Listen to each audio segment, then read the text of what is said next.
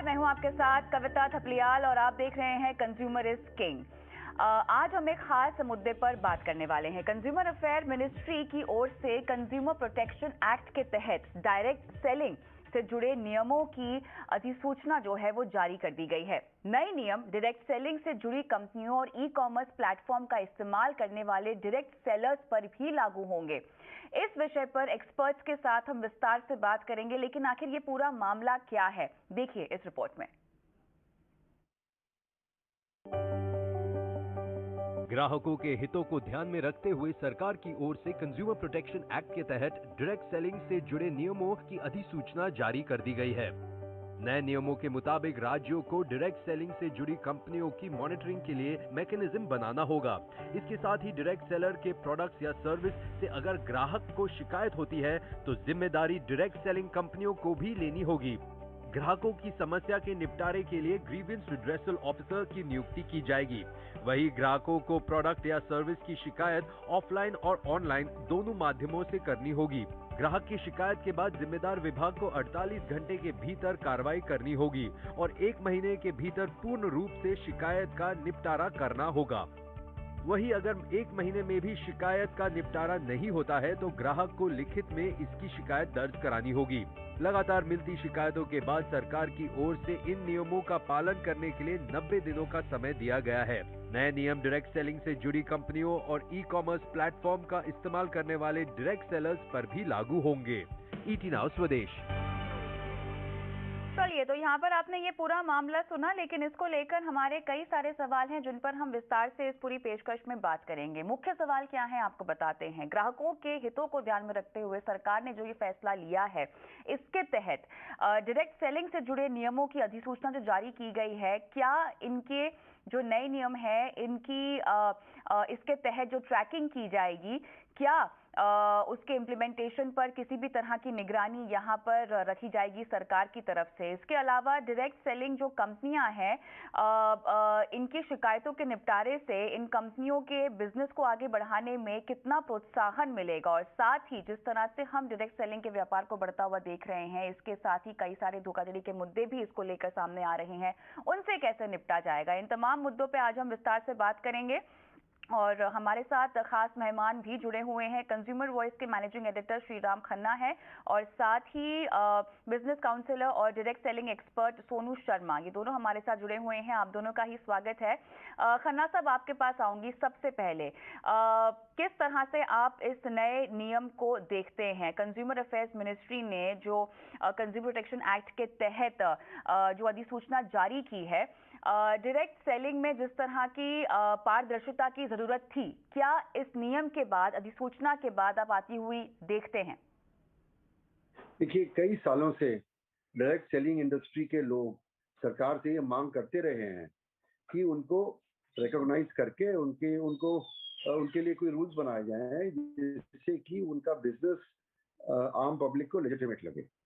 क्योंकि normally direct selling किस तरह है कि भाई एक आदमी दूसरे को बेचता है, दूसरा तीसरे को बेचता है, और पर्सन टू पर्सन मार्केटिंग का वो चैनल बनता है। और ये जो शोरूम्स और होलसेलर और रिटेलर के चैनल के को अवॉइड करते हैं, तो ये इसमें पता नहीं लगता कि कौन आदमी किसके बिहाफ पे काम कर रहा है, और इसको शक की दृष्टि से भी देखा जाता है कुछ देशों में। तो इसलिए ये इंडस्ट्री मांग करती रही है कि डायरेक्ट सेलिंग इंडस्ट्री को रिकॉग्नाइज किया जाए और उसके काम को, जो इसका काम है, इसको प्रोत्साहित किया जाए।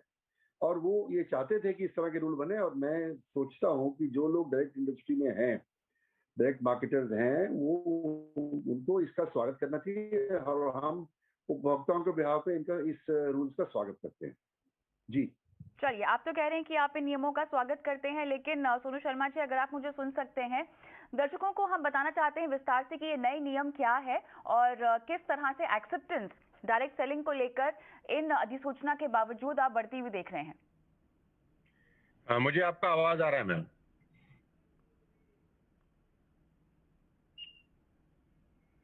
Am I audible to all of you? जी, आपकी आवाज आ रही है हमें।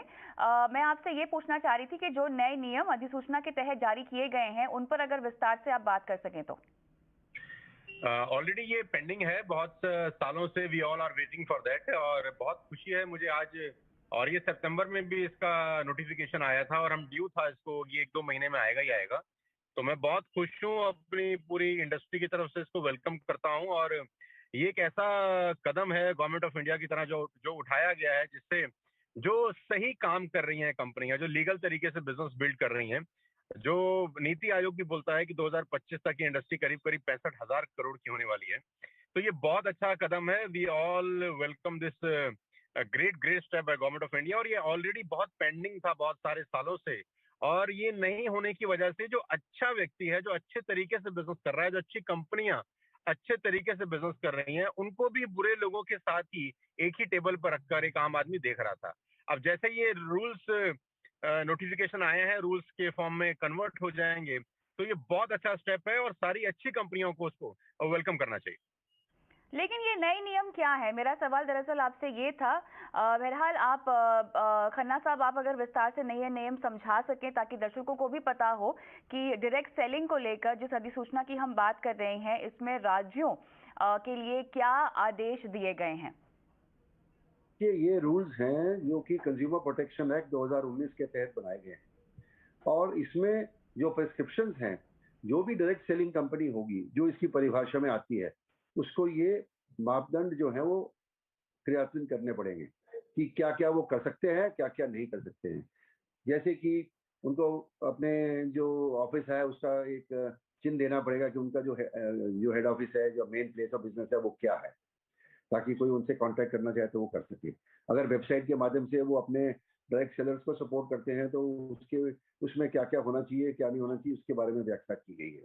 फिर ये भी बताया गया है कि जो उनके बिहाफ पे सेल कर रहे हैं वो किस तरह से पारदर्शी रूप से कंज्यूमर्स को सारी जानकारी देंगे, और कंज्यूमर्स के मांगने पर क्या क्या इंफॉर्मेशन उनको देनी चाहिए, वो सब इसके अंदर चिन्हित है। मोटी बात यह है कि इस इंडस्ट्री को ये कहा गया है कि आप पारदर्शी रूप से अपना काम करिए, और जो माल बेचते हैं उसके बारे में, माल के बारे में, उसकी गुणवत्ता के बारे में, उसके दाम के बारे में, उसके ब्रेकअप के बारे में, उसकी वारंटी के बारे में, उसकी गारंटीज के बारे में, वो सारी इंफॉर्मेशन कंज्यूमर को दें, जिसके बेसिस पर वो ये स्टडी कर सके और फिर वो खरीद सके। और अगर वो उसको कोई प्रॉब्लम लगती है, कोई शिकायत है, तो वो फिर आप शिकायत आपको करेगा, और आपको 48 घंटे में उसका शिकायत का एक्नॉलेजमेंट करना है और 1 महीने में उसका निपटारा करना है। तो कहने का मतलब यह है कि डायरेक्ट सेलिंग इंडस्ट्री का जो कंज्यूमर है, उसको कंज्यूमर कोर्ट्स में जाने की जरूरत नहीं है। वो इनको शिकायत करे, अगर वो निपटारा करते हैं ठीक है, नहीं तो वो कंज्यूमर कोर्ट में जा सकता है, या वो स्टेट गवर्नमेंट की जो अथॉरिटी है जो इसको मॉनिटर करेगी उसको शिकायत भी कर सकता है, उसके ध्यान में ला सकता है कि ये कंपनी, फलानी कंपनी ये कर रही है। तो मोटे रूप से जो अनुचित व्यापार प्रथाएं कानून में गिनाई गई हैं, उन प्रथाओं को ना किया जाए, इसके लिए एक स्टेप है, और हम इसका स्वागत करते हैं। तो खन्ना साहब, जी, आलोचित व्यापार प्रथाएं, इसके जो मामले सामने आए हैं वो कौन कौन से थे जिसके चलते इस तरह की अधिसूचना या नियम जारी करने की जरूरत पड़ी? देखिए, अनफेयर ट्रेड प्रैक्टिसेस या अनुचित व्यापार प्रथाएं जो है वो कानून में परिभाषित है, कंज्यूमर प्रोटेक्शन एक्ट में, और वो हर बिजनेसमैन पे लागू होती है हिंदुस्तान में, और अब से नहीं, 1986 से लागू होती हैं। और उससे पहले 1984 में एमआरटीवी एक्ट में उसको डाला गया था, सच्चर कमेटी के रिकमेंडेशन के अनुरूप। तो अगर आप कोई कंपनी किसी ग्राहक को किसी भी रूप में गुमराह करती है, प्रोडक्ट की गुणवत्ता के बारे में, सर्विस की गुणवत्ता के बारे में, उसकी एफिशिएंसी के बारे में, उसकी लाइफ, अपना कितनी लाइफ है उसके बारे में, उसकी क्वालिटी के बारे में, उसके कैरेक्टरिस्टिक के बारे में, कोई भी चीज गलत साबित होती है कि आप कह रहे हो जी ये लाल रंग है और आपने भेज दिया नीला, तो वो भी भ्रामक माना जाएगा। हर तरह की भ्रम को ये अटैक करती है, और यदि कोई भ्रम को में डाल के कंज्यूमर को डायरेक्ट सेलर बेचता है, तो वो जो सेल है वो कंज्यूमर शिकायत करके अपने पैसे वापस कर सकता है, और अगर उसको बाल पसंद नहीं है तो उसको वापस भी लेना पड़ेगा। तो ये एक तरह का इस तरह के रेगुलेशंस हैं जिससे कि अगर ग्राहक खुश तो सब खुश, और ग्राहक शिकायत करेगा तो उसकी शिकायत की भरपाई इनको करनी पड़ेगी। तो हम इस रूल्स का स्वागत करते हैं, और ये इस इंडस्ट्री को और इसके बीच से जो रिलेशनशिप्स हैं उनको अच्छा बनाएंगे, ऐसा मेरा मानना है। तो किस तरह की शिकायत के लिए किस तरह से भरपाई होगी, इस पर हम बाद में आते हैं। लेकिन सोनू शर्मा जी, आपसे मेरा सवाल यहाँ पर ये है कि कंपनियों कहा गया है कि वो एक मॉनिटरिंग मैकेनिज्म को कंपनी में स्थापित करे। ये किस तरह के मैकेनिज्म की बात हो रही है, किस तरह से इसको स्थापित किया जाएगा, इसकी ट्रैकिंग कैसे की जाएगी? कंपनी के लेवल पर अगर मैं समझना चाहूँ तो जिम्मेदारी इस अधिसूचना के बाद कितनी बढ़ गई है ताकि पारदर्शिता मेंटेन की जाए? ये बेसिकली मैं आपको बताना चाहता हूँ प्रॉब्लम है क्या। प्रॉब्लम ये है मैम कि जितने भी लोग डायरेक्ट सेलिंग के नाम पर मनी सर्कुलेशन चला रहे हैं, ये एक्ट बेसिकली उन पे लागू होता है। बहुत सारे लोग डायरेक्ट सेलिंग के नाम पर मनी सर्कुलेशन प्रोसेस चलाते हैं। 1 रुपए का जो प्रोडक्ट है उसका कॉस्ट, उसका एमआरपी, उसका रेट इतना ज्यादा डिमांड किया जाता है लोगों से, और वही बीच का पैसा लोगों में रोटेट किया जाता है। प्रॉब्लम यहाँ से शुरू हुआ। दूसरा प्रॉब्लम सबसे बड़ा उसके अंदर ये है कि रिक्रूटमेंट बेस्ड जो इंसेंटिव दिए जाते हैं कंपनीज के द्वारा, उसको रोका जाए।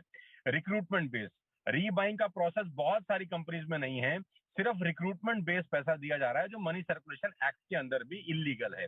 तो अभी इस लॉ के क्या कहते हैं फ्लोर पे आ जाने से बहुत सारी कंपनियां जो सिर्फ और सिर्फ मनी सर्कुलेशन चला रही है नेटवर्क मार्केटिंग के नाम पर, उन सब पे शिकंजा कसा जाएगा, और सही कंपनी जो काम कर रही हैं उनको बहुत अच्छा काम करने का मौका मिलेगा। अभी मैं इसमें एक बात और ऐड कर देना चाहता हूं कि जितनी भी कंपनीज पिछले 4 से 5 साल के अंदर रजिस्टर्ड हुई हैं, उसमें बहुत सारी कंपनी ऐसी हैं जो सिर्फ और सिर्फ मनी सर्कुलेशन कर रही हैं डायरेक्ट सेलिंग के नाम पर, और इसकी वजह से कस्टमर का बेहद नुकसान हो रहा है, और एक कस्टमर को भ्रम की स्थिति बनी रहती है कि इतना पाक साफ बिजनेस, इतना शानदार बिजनेस को वो एक शक की नजर से देखने आता है, क्योंकि 10 अच्छी कंपनी रहती हैं और उसमें से एक बेईमान निकल जाती है, तो बाकी सब लोग 9 को भी बेकार तरीके से देखना शुरू कर देते हैं। तो ये बहुत स्वागत योग्य एफर्ट है, और इसका जैसा कि सर बता रहे थे कि इसका इंतजार बहुत बहुत सारे सालों से था, और we are very thankful to the government of India कि ये फ्लोर पर आ गया है फंड।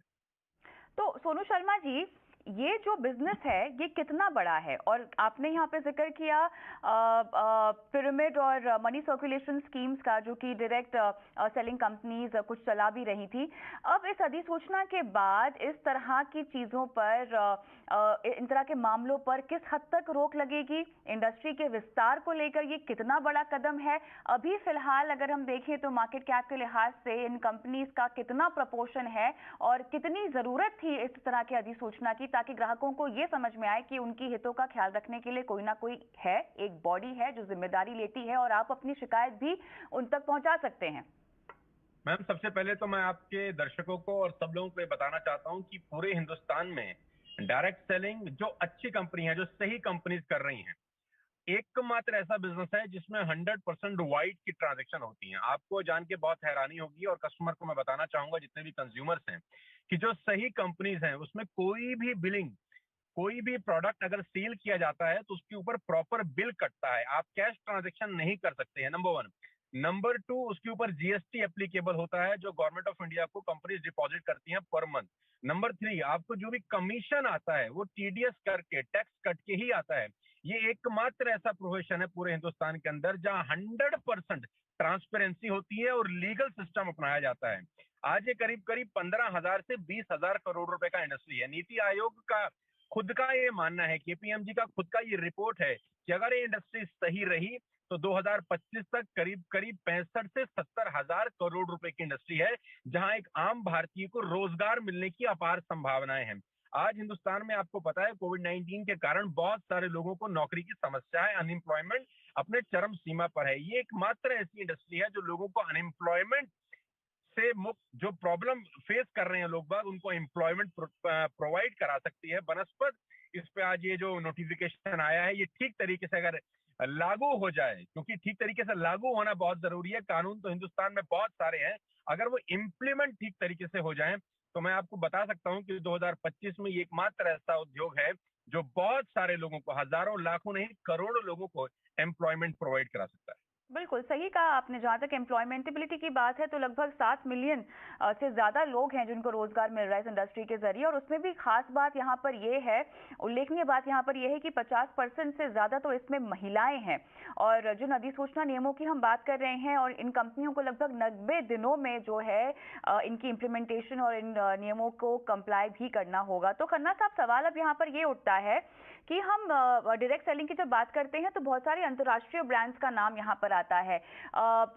जो भी हमने केसेस धोखाधड़ी के या पारदर्शिता की हमने बात की है, कितना भरोसा मिलेगा या कितना एस्टैब्लिशमेंट में और आसानी मिलेगी इन इंटरनेशनल ब्रांड्स को अपने कदम भारत में रखने के लिए? क्योंकि हम बड़े बड़े नाम देखते हैं, एमवे, टपरवेयर, ओरिफ्लेम, कई तरह की ऐसी डायरेक्ट सेलिंग प्रोडक्ट्स हैं जो इन कंपनियों के हम खरीद पाते हैं। कहीं ना कहीं जिन पॉन्जी स्कीम्स की हम बात कर रहे हैं, मनी सर्कुलेशन की बात कर रहे हैं, इनके ब्रांड को हिट होता होगा इन सब की वजह से। अब ये ब्रांड्स किस तरह से स्टैंड आउट करेंगे? देखिए, जो मनी सर्कुलेशन स्कीम है वो इन इन रूल्स में कवर नहीं होते। तो कोई मनी सर्कुलेशन स्कीम अपने आप को डायरेक्ट सेलर कह के अपना काम नहीं कर सकता। ये एक इसकी इन रूल्स का एक फायदा होगा। उससे क्या होगा कि जो ये नंबर 2 का काम कर रहे हैं उनको पारदर्शिता अपनानी पड़ेगी और उसमें वो पकड़े जाएंगे। और इसका मतलब यह है कि जो नंबर 2 का काम करने वाले हैं उनके लिए मुश्किल हो जाएगा डायरेक्ट सेलिंग से अपने बिजनेस को बढ़ाना, क्योंकि इन रूल्स को वो फॉलो नहीं कर पाएंगे, और फॉलो करेंगे तो फिर वो एक्सपोज होंगे तो उनका बिजनेस जिस तरह वो चल रहे हैं उस तरह चल नहीं पाएगा, ऐसा मेरा मानना है। अब सोनी जी को क्या लगता है ये वो बताएंगे। जी सोनू जी।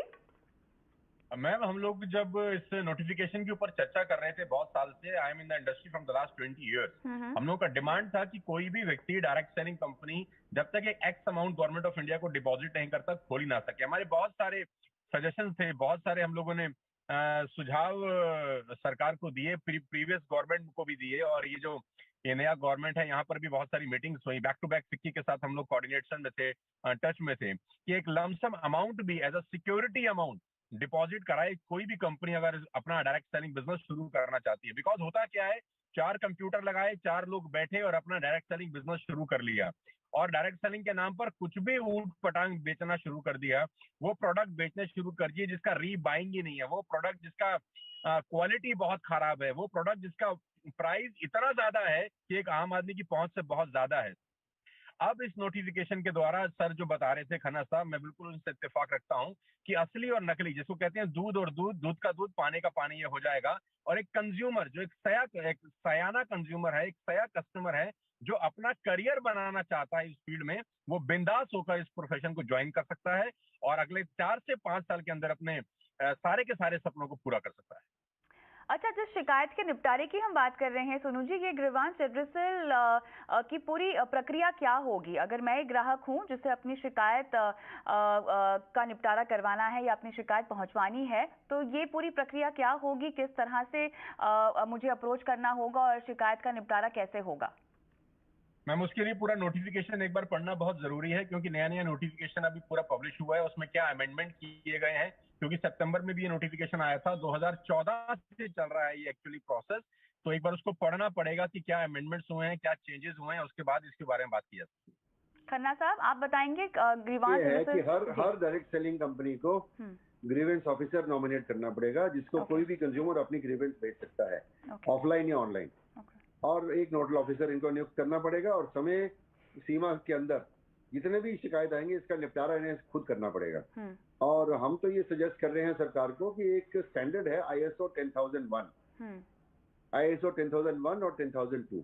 ISO 10002 ये बताता है कि किस तरह किसी कंपनी को कंज्यूमर्स की कंप्लेंट्स को रिसीव करना चाहिए, एक्नॉलेज करना चाहिए, उनको प्रोसेस करके उनका निपटारा करना चाहिए। तो हर कंपनी अपना तरीका अपना सकती है, परंतु अगर एक मापदंड होगा तो वो सबके लिए आसान हो जाएगा और मॉनिटरिंग भी उसकी आसानी से हो जाएगी। इसलिए हम तो ये सजेस्ट कर रहे हैं गवर्नमेंट को कि ISO 10002 को अप्लाई किया जाए और इन रूल्स में ISO 10002 को भी मेंशन किया जाए। और अगर नहीं मेंशन करना चाहते हैं तो कंपनी स्वयं ही ISO 10002 फॉलो करना शुरू कर दें। वो एक ग्लोबल स्टैंडर्ड है कंज्यूमर कंप्लेंट रिड्रेसल का, और उससे उनकी कंपनी की साख बढ़ेगी। जी, कहीं ना कहीं अगर हमें इस कारोबार को आगे बढ़ाना है सोनू जी, तो इस तरह के नोटिफिकेशंस के अलावा इनोवेशन की भी तो जरूरत होगी इसको आगे बढ़ाने के लिए। क्योंकि देखिए, आज का जो मार्केट है वो काफी बड़ा है। केवल डायरेक्ट सेलिंग तो एक जरिया नहीं है जहां से लोग खरीदारी कर रहे हैं। ई कॉमर्स है, ऑनलाइन की दुनिया बहुत ज्यादा बड़ी हो गई है, गहरी होती भी जा रही है। कहीं ना कहीं ये कंपटीशन तो है ही। किस तरह के इनोवेशंस की जरूरत है? इनोवेशंस आएंगे तो वहां पर एक ग्राहक की सुरक्षा का भी सवाल आएगा और कारोबार में पारदर्शिता का भी सवाल आएगा। तो कैसे आगे बढ़ा जाए? पहले तो मैडम मैं आपको ये बता दूं कि जो डायरेक्ट सेलिंग के थ्रू प्रोडक्ट का खरीद फरोख्त होता है और सेल परचेज होता है, और जो दूसरा माध्यम है प्रोडक्ट को सेल और परचेज करने का, दोनों में जमीन और आसमान का फर्क है। पहली बात तो जितना भाई अच्छा डायरेक्ट सेलिंग कंपनी है, मैं नाम यहाँ पर नहीं लेना चाहूंगा, ABCDEF जो भी कंपनीज हैं, जो अच्छे तरीके से डायरेक्ट सेलिंग करती हैं और जिनमें रीबाइंग होती है। रीबाइंग का मेरा मतलब बड़ा सीधा सा है कि एक ही प्रोडक्ट को बार बार बेचा जाता है और खरीदा जाता है। एक ही कस्टमर एक ही प्रोडक्ट को बार बार बाय करता है। तो इनोवेशन इसलिए भी बढ़ जाता है क्योंकि कंपनी तभी ही बड़ी होती है जब एक ही कस्टमर उसी प्रोडक्ट को बार बार खरीदता है, और बार बार तभी खरीदेगा जब उसका क्वालिटी, उसका वैल्यू और उसका प्राइस उसको माफिक लगेगा बाजार के मुताबिक। तो ये बहुत ज्यादा जरूरी है किसी भी कंपनी के लिए कि वो इनोवेटिव रहेगी अपने प्रोडक्ट्स की क्वालिटी में, क्योंकि उसका प्रोडक्ट अगर बार बार बिकेगा नहीं तो कंपनी का टर्नओवर बढ़ेगा नहीं। क्योंकि यहाँ पर असली और नकली का भेद मालूम चलेगा, क्योंकि जो नकली कंपनी रहती है वो रिक्रूटमेंट पे पैसा देती है। आपने किसी एक व्यक्ति को रिक्रूट किया and you will earn 10,000 rupees और 5,000 रुपीज, उसके बाद वो बाइंग करे कि ना करे किसी को कोई मतलब नहीं रहता। लेकिन जो जेन्युइन डायरेक्ट सेलिंग कंपनी है वो रिक्रूटमेंट पे पैसा नहीं होता, वो रीबाइंग का जो स्ट्रक्चर है वो बहुत इंपॉर्टेंट है। इसीलिए मैं अपने प्रोग्राम्स में भी बोलता हूँ कि ये कल्टीवेशन का बिजनेस है, हंटिंग का नहीं है। जो नकली कंपनी है वो हंटिंग करती है बेसिकली। तो इनोवेशन करना पड़ेगा सारी कंपनियों को अपनी प्रोडक्ट की क्वालिटी बढ़ाने के लिए। प्राइसिंग एक बहुत बड़ा इंपॉर्टेंट रोल प्ले करता है, क्योंकि ई कॉमर्स के ऊपर आपको पता है कि टफ कंपटीशन है। तो सारी कंपनीज को अपने प्राइस के ऊपर बहुत काम करना पड़ेगा। क्वालिटी नो डाउट वैसी रखनी पड़ेगी कि एक ही कस्टमर वही प्रोडक्ट को बार बार बाय करे। अच्छा, रिक्रूटमेंट के मामले पर थोड़ा सा बात करना चाहती हूँ मैं, खन्ना साहब, अगर आप प्रकाश डाल सके। क्वालिटी ऑफ रिक्रूटमेंट यहाँ पर काफी हद तक मायने रखती है। किस तरह के स्किल सेट और एक्सपर्टीज पर तवज्जो देना चाहिए आपके मुताबिक?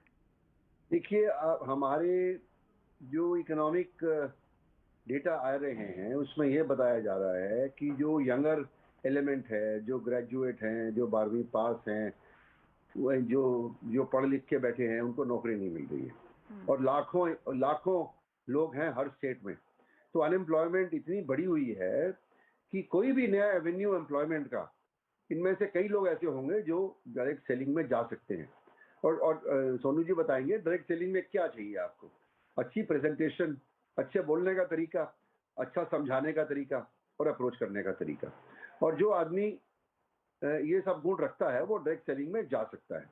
और आजकल तो ये है कि आजकल ई कॉमर्स वालों ने तो आर्मी यंग लोगों की रिक्रूट करी हुई है, जो मोटरसाइकिल स्कूटर पे अपना बस्ता पीछे उठा के और माल डिलीवर कर रहे हैं। तो जो उनमें से बढ़िया इन क्वालिटीज को रखते हैं वो डिलीवरी बॉय की जगह वे सेल्समैन भी बन सकते हैं, और उनका लेजिटिमेसी होगा, उनके पास आइडेंटिफिकेशन होगा, किसी डायरेक्ट सेलिंग कंपनी से वो जुड़े होंगे, तो घर घर जाके भी वो ये माल बेच सकते हैं। तो मैं इसका स्वागत करता हूँ, क्योंकि ये इंडस्ट्री एक नई तरह की सेल्फ एम्प्लॉयमेंट लाएगी। क्योंकि जो डायरेक्ट सेलर है वो उस तरह का एम्प्लॉय नहीं है जो तनख्वाह के बेसिस पे काम कर रहा है और जो दफ्तर में बैठा हुआ है। वो परफॉर्मेंस के बेसिस पे माल बेचेगा तो उसको पैसा मिलेगा, और माल बेच नहीं पाएगा तो पैसा नहीं मिलेगा। तो इसलिए ये बिजनेस को भी बढ़ाएगा और अपनी एम्प्लॉयमेंट भी जनरेट होगी, ऐसा मेरा मानना है। इसलिए मैं इसका स्वागत करता हूँ जी। महिलाओं के रोल में सोनू जी कितना और इजाफा हो सकता है? क्योंकि महिलाएं कहीं ना कहीं as an employ trust factor भी लेके आती हैं, स्पेशली अगर मैं कस्टमर पॉइंट ऑफ व्यू से देखना चाहूँ। अब जिस तरह से हम महामारी से भी गुजरे हैं, आगे चलते हुए क्या आपको लगता है कि जो प्रपोर्शन हम विमेन का देख रहे हैं इस पूरे सेक्टर में, इसमें इजाफा होगा या इस पर भी खास फोकस देना चाहिए कंपनियों को? पहले तो मैं आपको थोड़ा सा करेक्ट कर देता हूँ मैडम। जो 50% आपने पार्टिसिपेशन की बात की है लेडीज की, महिलाओं की, वो 50% पार्टिसिपेशन हिंदुस्तान का डेटा नहीं है, वो आप ग्लोबल डेटा की बात कर रहे हैं। हिंदुस्तान में अभी ये डेटा बहुत कम है जो महिलाओं का पार्टिसिपेशन है। अब चूंकि इस नोटिफिकेशन के बाद, इस प्रोटोकॉल के बाद, इस रूल्स रेगुलेशन के बाद, इस लॉ के बाद, मेरे को 100% ये श्योरिटी है कि महिलाओं की भागीदारी बढ़ेगी। क्योंकि जो 50% का डेटा आप बता रहे हैं वो ग्लोबल डेटा है। हिंदुस्तान के हिसाब से ये 50-50 का रेशियो अभी नहीं है। तो ये बहुत बड़ा मार्केट है महिलाओं के लिए। और सबसे अच्छी बात तो ये है कि वो महिलाएं अपने घर में बैठ के इस बिजनेस को बिल्ड कर सकती हैं। वो सिर्फ घर में बैठ के अपने बच्चों की परवरिश के साथ साथ अपने इन लॉज को देख रहे, अपने हस्बैंड की सर्विस के साथ साथ अपने घर में बैठ के इस बिजनेस को बिल्ड कर सकती हैं। उनको एक कॉन्फिडेंस मिलेगा। दरअसल रजत आज बहुत बैनर्जी सारी जो महिलाएं है डरती हैं इस बिजनेस करने। इंडियन डायरेक्ट सेलिंग एसोसिएशन के चेयरमैन, उनके जरिए जो स्टेटमेंट आई है, मैं वही स्टेटमेंट का जिक्र यहाँ पर कर रही हूँ, जहाँ पर उन्होंने खासतौर से लिखा हुआ है कि 50% यहाँ पर महिलाओं को लाइवलीहुड प्रोवाइड किया जाता है इस सेक्टर की वजह से, की तरफ से।